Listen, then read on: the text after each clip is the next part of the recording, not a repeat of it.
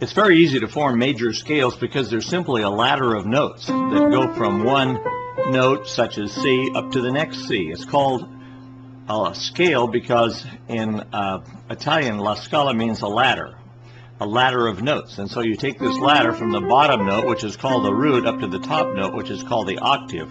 Octave, octavo, 8. Okay, so it's very, very simple. But major scales have to follow this rule. They have to always have a whole step, not a half step, and then another whole step, and then a half step. See, there's no other key in there. And then a whole step, whole step, whole step, and a half step.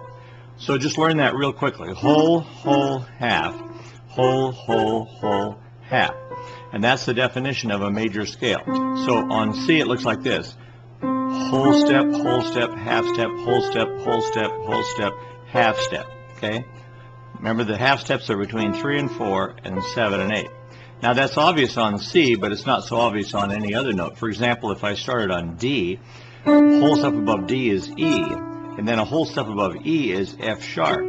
So I have to have 2 whole steps first, and then a half step, whole step, another whole step, and then a half step. So in the key of D, we have 2 sharps, F sharp and C sharp. For what reason? Because we followed that rule of whole steps and half steps.